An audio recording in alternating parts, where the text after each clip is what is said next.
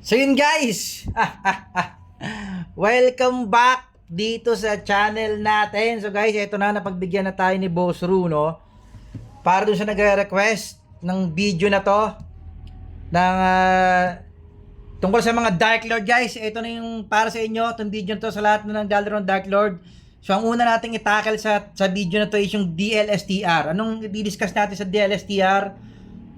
Stats, okay? Stats sa allocation, skill, syempre, class talent, skill talent, isama na natin yung gamit niyang fluorite. Okay? So, again, shoutout natin guys yung shoutout natin guys yung nagre-request ng video na to, no? Hanapin natin yung comment niya. Kalang guys, ha? I-shoutout na natin siya guys kasi siya ang dahilan kung bakit natin to i-review dahil sa comment niya. Okay. So guys, shoutout natin si Itachi. MU Immortal to guys, no? MU Immortal game sila. Si Itachi ng US Server 254. Okay, so guys, shoutout sa inyo dyan sa lahat na naglalaro ng MU Immortal. At sa lahat ng DLSTR players o kung mga new player man na maglalaro, para sa inyo tong review na to guys. Okay? So, again, shoutout natin si Itachi, no? MU Immortal US Server 254. Lahat na naglalaro ng MU Immortal, guys, mga nasa US, Europe, kung nasang lupalop man kayo ng bansa, kung meron kayong gustong i-comment, pag-usapan natin, meron kayong gustong i-discuss, walang problema, guys. Comment nyo sa baba, ilaglag nyo yung IGN nyo dyan, server. Kung MU Monarch, siman ko yung MU Immortal, walang problema. Isa-shoutout natin yan.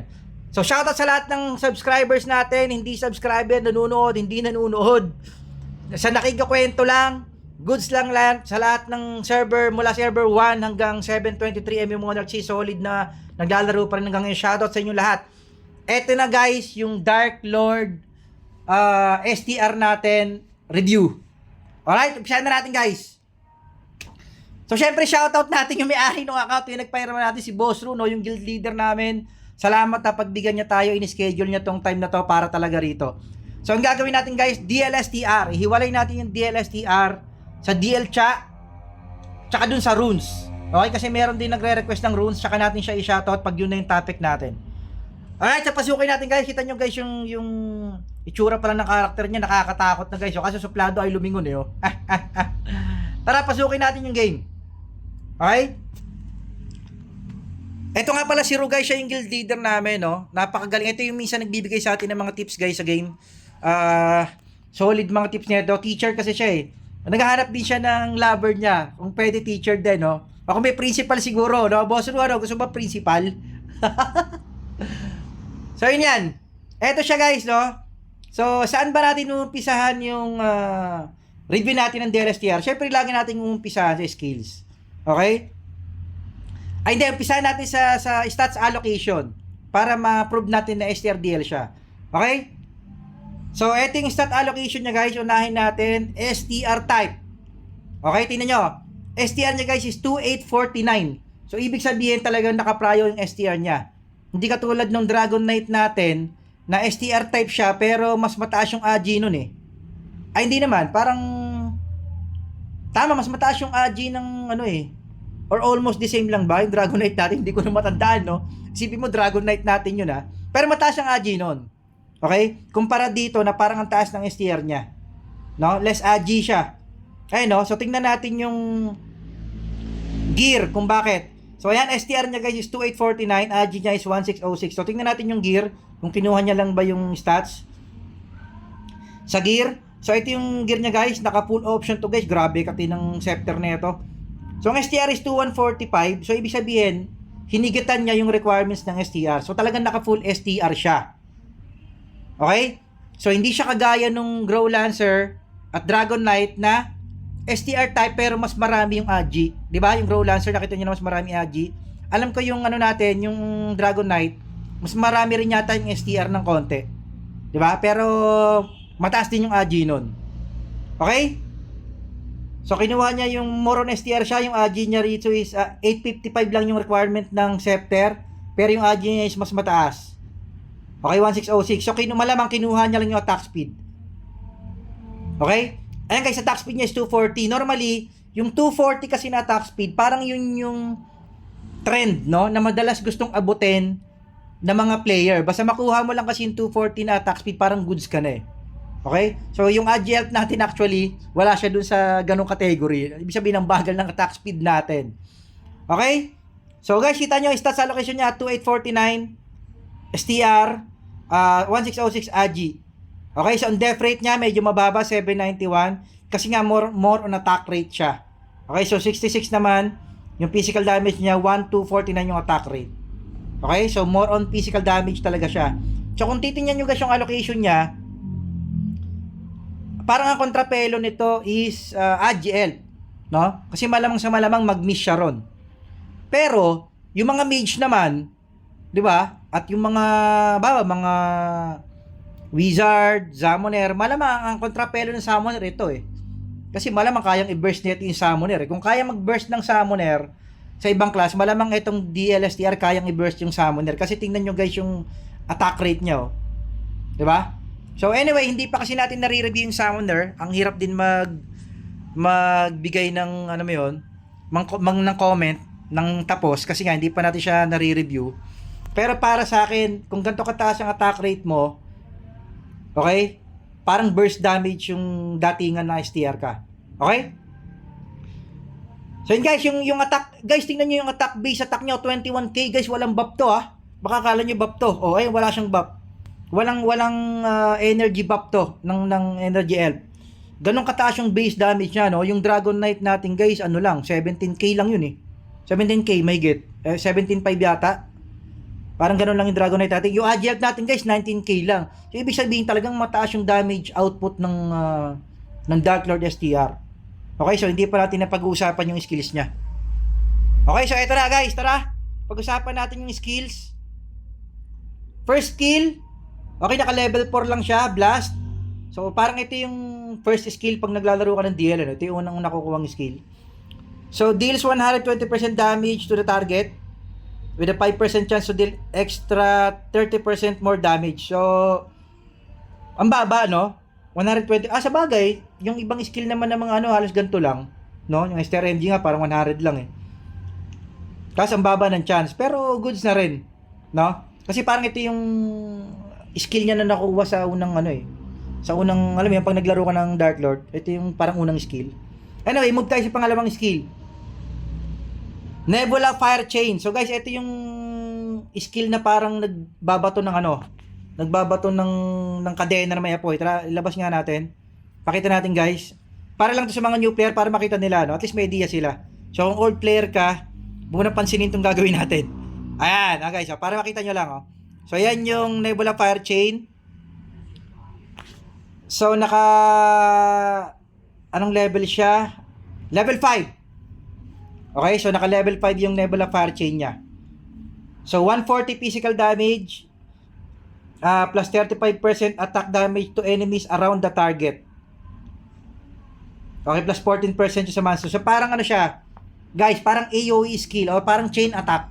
Gaya nga ng pagkakabagkis ng skill niya, Nebula Fire Chain. So yung unang tatargetin niya, may splash damage yung mga nasa paligid niya. Okay? So ito yung Dark Force. So ito yung Ebon, guys. Ito yung Ebon. Pakita natin Ebon. Ayan, ito yung Dark Force Skyhawk. So guys, ito yung Skyhawk niya. Physical attack niya is 3502 to 5000. Ang kate guys, grabe itong pet na to So tingnan natin yung bawas ng Dark Force. Physical attack times 400%. Guys, grabe laki, no? Parang Fatal Strike ng Dragon Knight. Ganito rin eh. 400k yun eh. Di ba? Alam ko 400k din yung Fatal Strike eh. So ganun siya kakate. Tapos physical attack 40% damage to enemies within 3 grids. So parang ganun din. Splash damage. Tatamaan niya muna yung unang target niya plus splash damage. So tingnan natin kung may babato niya yung ano niya rito. Wala ba sa skill allocation niya yung dark? Naka-auto kasi to eh. Pero pakialaman natin yung ano niya, no? Pakialaman natin yung skill niya. Pakita lang natin. Yan yung Dark Force. Prep, ibabalik ko na lang. So, eto yung Dark Force. Ayan. Iyon. Hindi natin makita yung animation, no? So, hindi natin makita animation. Pero yun siya. Yung ibon yun. Okay, so ibalik natin yung skill niya. Baka mapagalitan tayo. So, yan. Naka-auto kasi yun guys eh. Tingnan nga natin sa auto attack niya. Ayun, naka-auto naman kasi yun eh guys eh. Yung Dark Force eh. So, yung blast ang hindi naka-auto kasi nga fire chain na yung ginagamit niya. Okay? So guys, grabe ka no? Ang skill. 400% parang fatal strike. No? Ganun siya kakates. Napakabilis ng cooldown 2.5. Okay, move tayo sa second skill. Naka level 5 din yun. So ito level 4 lang. Fire Scream. So 100% attack damage lang siya. Within 6 grids in a fan shape area ahead. So parang ito yung ano niya. Ito yung pang AoE sa mobs. Tama ba?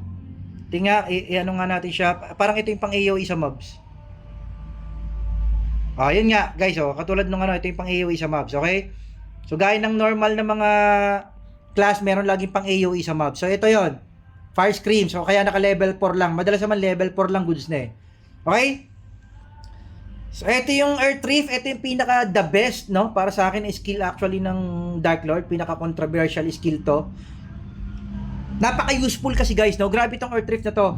Pag-aagawin mo yung dragon, aagawin mo yung flag, aagawin mo yung gems, no, sa mga events. Guys, para sa akin actually yung Dark Lord isa sa ito yung number 1, hindi isa, ito yung number 1 class sa lahat ng event, no? Grabe tong class na to sa lahat ng event. Pang-agaw ng dragon, pang-agaw ng gem or panakbo ng gem, pang-agaw ng flag, panakbo ng flag, grabe. No, mamaya makikita niyo kung ano yung sinasabi ko yung panakbo, no, nasa skill talent to eh. Ay nasa class talent, alam ko. So, okay, 200% damage to enemies nearby, knocking back, no? Knocking back the targets and imprisoning them. So, may stun pa siya. Guys, ang knockback pa nito, may stun din, no? So, grabe. Imba talaga tong skill. Kaya pag nasipa ka, wala kang palagi, may para kang batang inagawan ng lollipop na wala kang magawa. Parang ganun tong skill na to, eh. Grabe to. So, ano level niya? Level 5. Naka-level 5 din siya.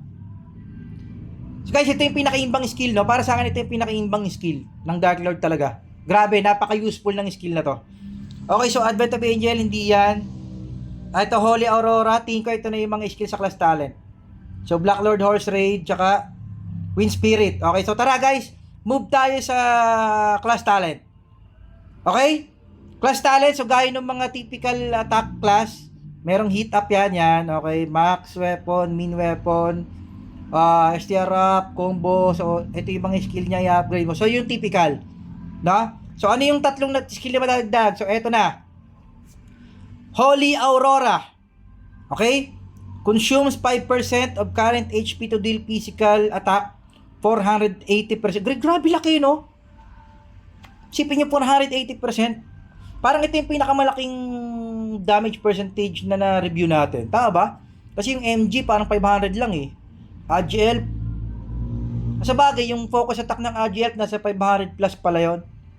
Pag bumato yung 5 araw, no? Pero grabe to guys, 180%. Okay? Consumes 5% of current HP. So, kukunin niya yung 5% HP mo, na which is napakababa lang. 5% guys, napakaliit. Di ba? Para mag-deal ng 48% damage to the main target. So, guys, grabe, no? Parang ang kate. So, paano nga natin guys? Iano nga natin siya, ipakita nga natin yung skill niya. Guys, punta tayo sa dungeon. Dali natin yung AG help natin sa dungeon, no? Wait lang. So, punta tayong dungeon, pakita natin tong AG help natin. Okay, dungeon 1. Wait lang guys ha. Para lang makita niyo yung mga skills, no? Okay, ito yung AG help natin. Batoy natin ang mga skills. So, unang skill na ibabato natin is ano ba? Itong teka, nakaano siya, all natin. Okay, so ito, Fire Scream. Ayan, yung ano niya. Ito yung Fire Chain, guys, na sinasabi ko. Okay, so Holy Aurora. Tingnan natin.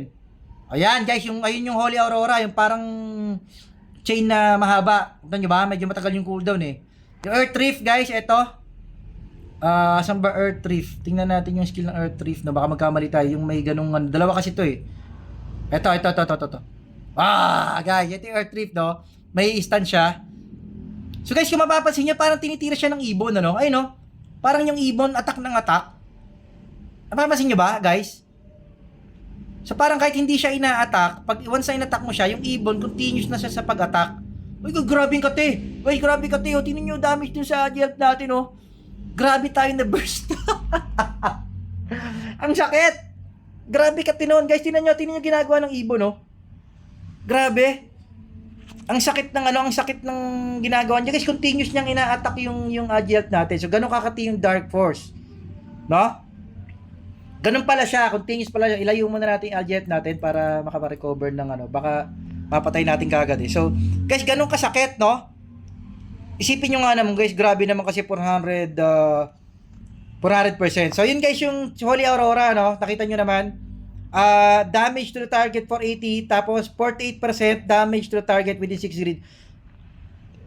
So, kung mapapansin nyo, guys, lahat ng skill niya, parang chain damage lagi. Okay? Meron siyang first target lagi, tapos meron siyang chain damage or splash damage sa mga nakapaligid sa kanya. Okay? So, yun yung first skill. Move tayo second skill. Second skill is Black Lord Horse Raid. So, guys, ito yung skill na panakbo. Okay? Ito yung ginagamit nilang pandaya. Ang gagawin nila, sisipain nila yung tag rito. Bawa, kunyari, ito yung plug. Sisipain nila yan. Ito, stand, yan, tapos tatakbo. Wow! Guys, hindi na gano'ng kabilis yung takbo, no? Parang nyo habulin yun. Guys, pag kinuha yung plug, di ba, sa 5v5, tsaka pag kinuha yung gem, di ba, nag-aabang kayo lahat ng gem, no? I-air trip sabay tatakbo, no? Istanin kayo. Pak! Sabay takbo, no? Cooldown eh, hindi ko mapindot ulit eh. Iiwanan talaga yung ganong kadaya tong Dark Lord, guys, sa mga event. Promise. Ganon siya kaimba, no? Sa mga events. Kaya, kung sa tingin nyo guys, Dark Lord is, ang tawag rito? Hindi masyado pinag-uusapan. Ngayon sa nababasa ko sa mga skill niya guys, parang grabe, no? Grabe pala Dark Lord. STR type to guys, pero grabe pa rin yung silbi niya pagdating sa event, no? Siguro ang backlog lang talaga nitong STRDL. Baka kasi yung death rate niya eh. Baka madali lang din siyang i-burst, no? So, yun yung backlog niya.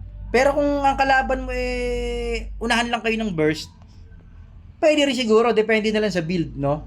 Pero guys, grabe, solid. Ulitin ko ha. O kunyari, ito yung plug. O ito yung gem. Earth trip. May istang ka sabay takbo. Ang kulit ng Dark Lord, no? Solid, guys. Solid yung Dark Lord, no? Kung ano nyo yun, kung magtitrip kayo sa event.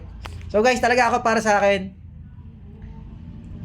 best class for all event, Dark Lord, no?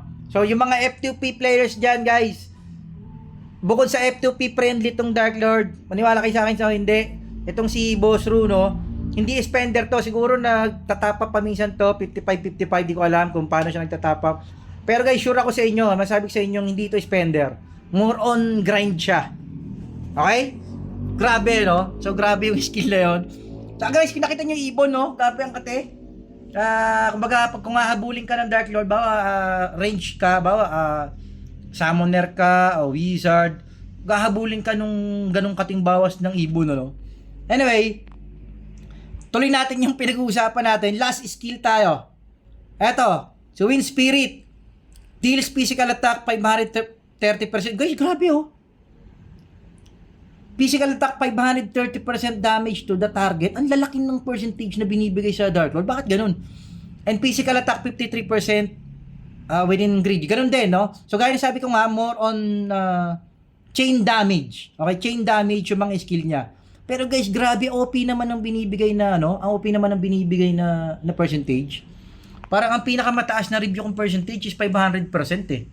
Dun sa Energy MG. Sa kanya grabe, no? 480 tsaka 530. Parang grabe naman to. Unang salpukan nyo. Parang kaya pala natunaw yung AG health natin. Teka, babalik ko. Kaya pala guys, grabe tinunaw yung AG health natin. Teka, i-regen ko lang ah. Baka mamatay eh.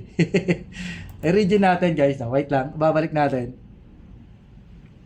Grabe niya binres yung AG health natin guys ha. Tatandaan nyo AG health to. Mataas ang death rate nito. Pero muntik niyang ma-dead sa unang ano niya, no? So, okay yan. Ayun na. Teka. Pesto ko lang. Okay, so eto siya guys ha.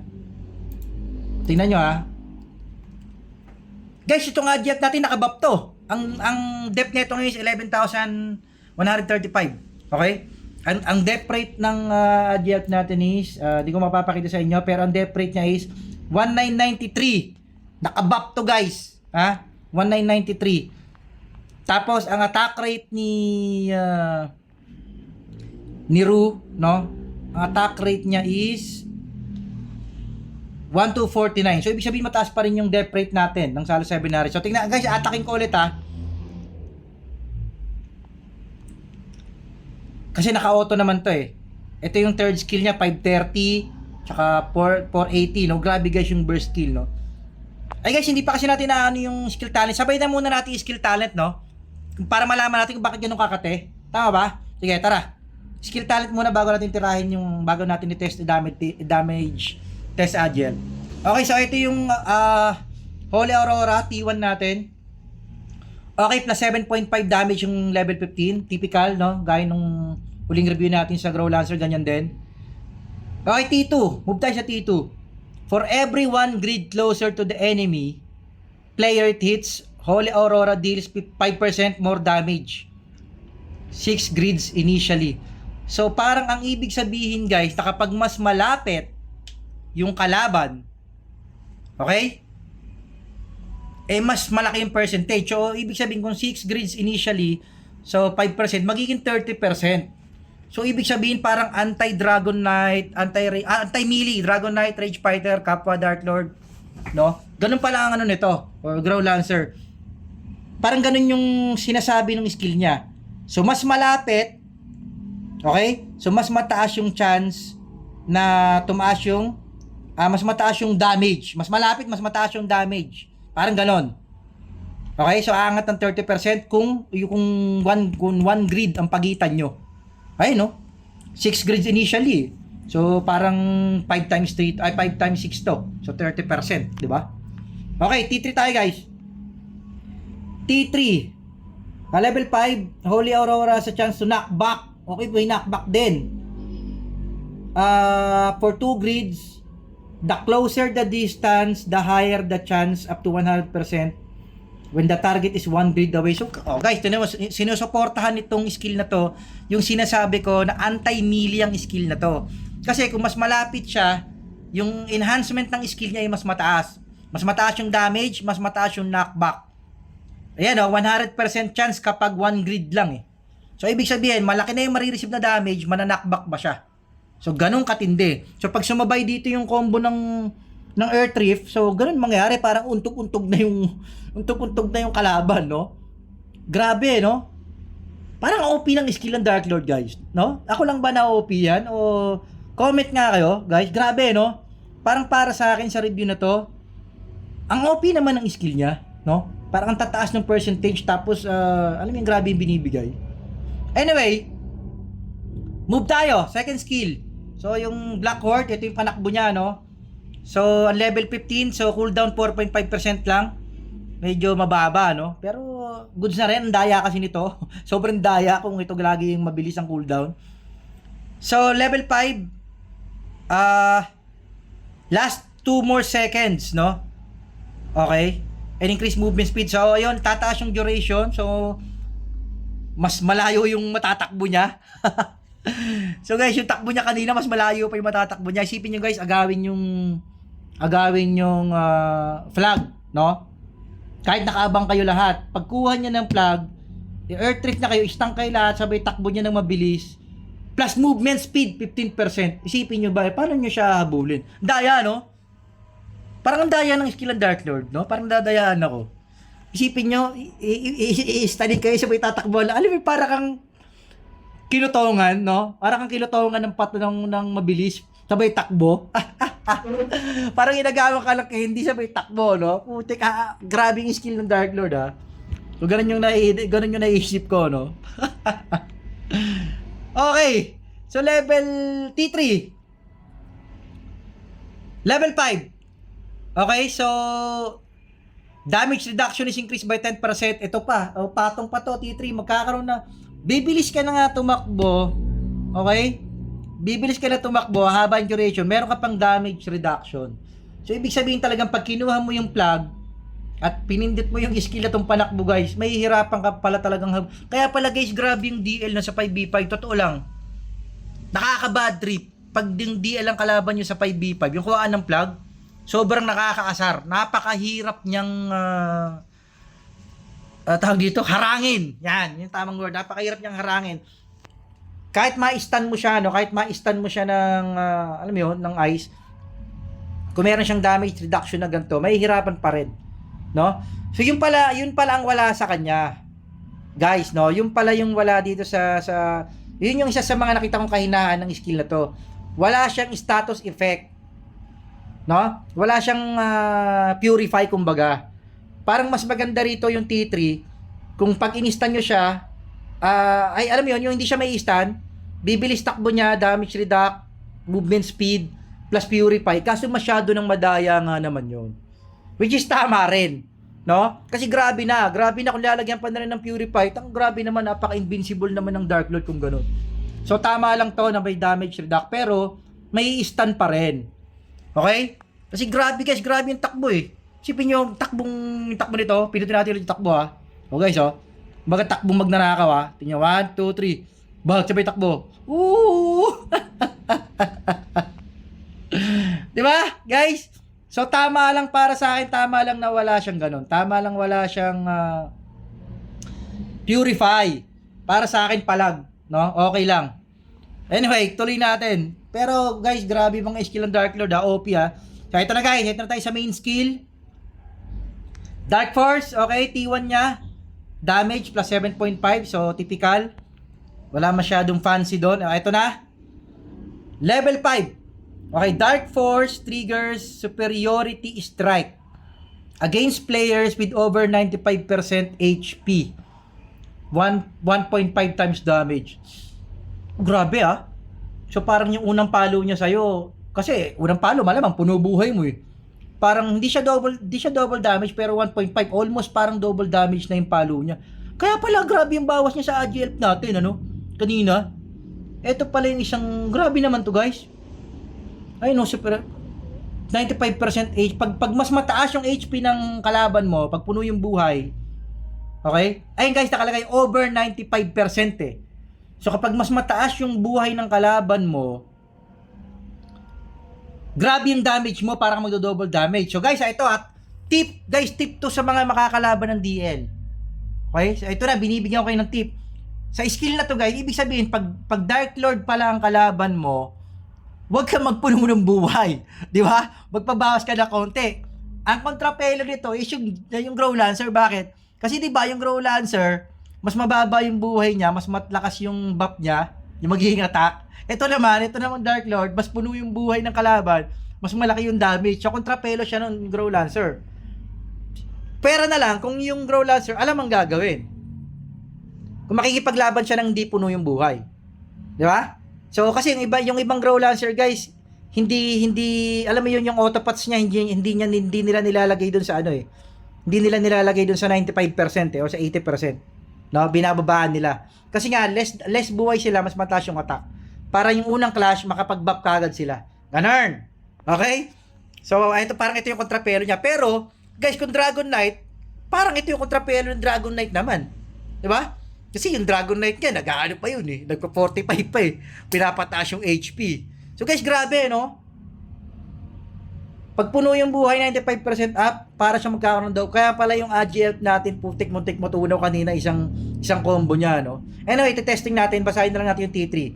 So guys, malinaw yun ha. 95% HP up, almost puno ang buhay mo, may hit ka ng double damage almost ng skill na to. Okay? So, eto. T3. Level 5, triggering superiority strike. Okay, pag nag-trigger daw yung superiority strike, has a 100% chance to reset the COD of Dark Force. Grabe na, ang daya naman. No? Ako lang ba nadadaya? Parang ang daya ng skills niya. No? Isipin nyo guys, triggering superiority strike has a 100% chance to reset. Ibig sabihin guys, kapag nag-trigger yung T2 niya, puno buhay ng kalaban nyo, chance double damage na almost, no? Kasi 1.5 lang. Tapos guys, 100% chance na mare-reset, parang do-double attack yung Dark Force. So ang daya, kaya pala ang kate, hayop. Kaya pala na pinalo natin tong Jelp, guys, ito. Paluin natin yung Jelp, guys, ha, ng burst ng combo niya. 1, 2, 3. Oh, guys, so ganun kalaki na wala sa buhay, guys, oh. Kinain yung buong SD. Kita niyo yun? Kinain yung buong SD. Tapos halos kalahati yung natira sa buhay, 60%. Guys, yung agent natin, ano to? Buff na 1,999 yung dep rate, ha? Grabe naman damage ng ano, guys, no? Grabe damage nitong Dark Lord. Paano pa kaya kung ang titirahin nito is Summoner or Wizard or MG? Guys, naaalala ko na kaya pala dati, guys, no? Naalala ko, meron kami dating ka-server, ay ka-cross server, hindi ka-server, na lumaban sa Dark Lord. MG siya, no? Pareho silang spender. Nagyabang, nilaban yung Dark Lord. Tinunaw siya ng Dark Lord, guys. Grabe pala to. No? Isipin nyo, guys, Jelp. Tingnan nyo yung Jelp natin, no? Halos 60% ang natira. Unang clash combo lang yun. Gawa pala kasi ng skill talent. Guys, ako, ewan ko, para sa akin ang OP. No? Parang grabe naman yung mga skill talent. Parang ito yung kauna-unahang review natin na ang OP ng percentage ng mga skill talent, pati ng enhancement. Diba, guys? Ano ba kayo sa akin? Pabor ba kayo sa sinasabi ko? Or masyado lang akong OA? Para sa akin, guys, ang OP. Ngayon, kung ganito kagaganda yung skill talent ng Dark Lord, bakit hindi siya yung last choice ng mga spender? Sabagay, gawa nga nung Grow Lancer, kontrapelo siya eh. Yung skill na binabanggit natin etong T2, guys, parang kinontra siya nung Grow Lancer skill na mas mababa yung HP, mas mataas yung buff nun, no? Parang ganon, kinontra tong skill na to ng Grow Lancer. Pero, kung hindi ka mag-iisip, bakit ka naman lalaban na konti na lang buhay mo? Bakit hindi full? Diba, normally naman pag nagpi-PVP, diba, 1v1, o tara, 1v1 tayo. Syempre, puno buhay mo, diba? Hindi naman iisipin ng Grow Lancer na bawasan ko ng konti buhay ko, lalo na hindi nila alam yung skill ng Dark Lord. Diba?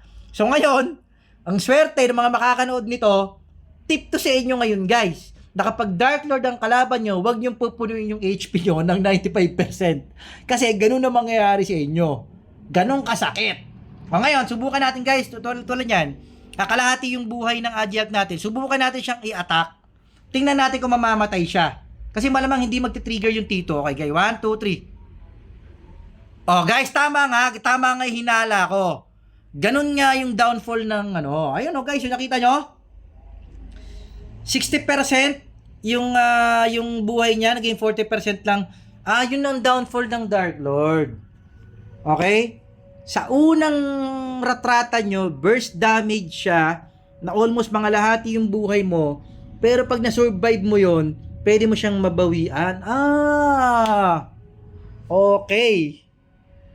Ganun pala. Kaya pala parang may backfall pala yung no. So, ibig sabihin yung Dark Lord parang pang-initiate lang siya, tapos hayaan mo yung kampi yung pumatay. Parang ganon. No? Tulad niya, guys, 41% ang buhay natin. Subukan natin atakin i-combo natin. Ayan, guys, yun. So, muntik na rin siya mamatay. Muntik na rin naman. Malakas din. Baga. Pero at least, diba, guys, tama yung natin. Na kapag medyo maliit ang ba, 50% na yung buhay niya or less than 95%, hindi ganun kalaki yung damage na may inflict ng Dark Lord na STR. Okay? So, grabe, guys, no? Ang dami nating natututunan. Grabe yung, para sa akin, OP yung skill niya. Yung nga lang, meron pala siyang downfall. Meron siyang, hindi downfall, tawag dyan? Backfire. No? Meron pala siyang backfire. Yun yung tamang term siguro. May backfire pala. Na sa unang burst ang kati mo, pero pag less than na yung HP niya, hindi nagagana yung skill talent mo. So, ang kontrapelo talaga, guys, pwede rin pala siyang kontrahin ng Agile. Kasi, guys, yung Agile, pang unang gagawin nito, kapag unang clash nyo is magdadodge eh. So, hindi papasok yung combo mo. So, ganon, no? Ako, parang ganon yung nakikita ko, So, ang pinakamaganda palang ipang laban sa Dark Lord, okay, is kontrapelo pala nito, guys, is mga, Summoner, Wizard, NG, yung palang nito, yung palang parang pinakasuki nito. Okay, to guys, tinan nyo, i-regen ko yung ano ko yung gel ko i-ano natin, i-dodge. Okay? Wait lang guys Okay, so ito, ipapakita ko sa inyo yung ano yung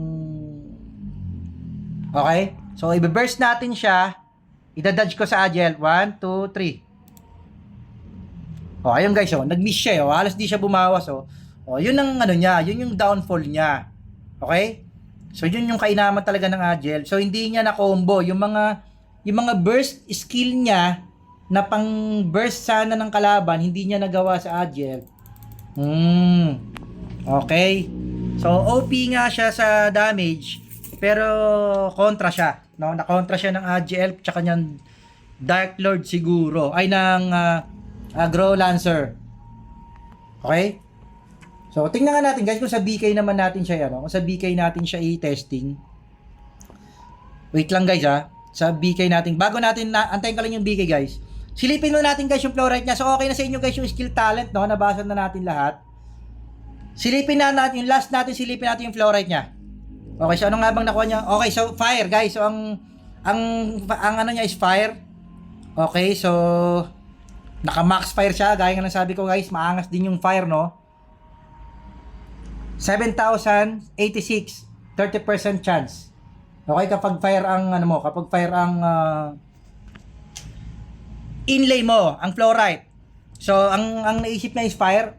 So, tingin ko siguro bakit fire gawa nga nun sa burst damage ng character niya. So, parang tama, no? Parang hindi bagay yung ice dito hindi bagay yung ice dito sa tag dito sa Dark Lord. So, guys, punta natin yung natin, no? Papuntahin natin yung Dragonite natin. Tingnan lang natin kung mababurst niya yung Okay, so ito yung Dragonite natin. Tingnan natin kung gagana yung burst. Okay, kung gagana yung burst. So guys, ito yung Dragonite. Okay. So ang HP ng Dragonite natin guys is 990k. Okay. So tingnan natin kung mababurst damage siya. So 990k yan. Tingnan natin guys 1, 2, 3. Oo nga, no. So malaki nga guys, malaki. Tingnan niyo guys, malaki yung niya, malaki yung ibinawas niya dun sa tag rito, sa Dragonite. Malaki yung ibinawas niya sa Dragonite. Although hindi nga lang siya ganun kalaki sa kasi medyo mataas yung HP, no? Pero ganun nga. Okay, so pinatunayan lang natin na yung talaga niya, yung skill talent niya talaga is kapag lumaban ka sa Dark Lord, mas mataas yung HP mo, Makate yung unang clash nyo. So yun yung pinapatunayan nitong Dark Lord na to.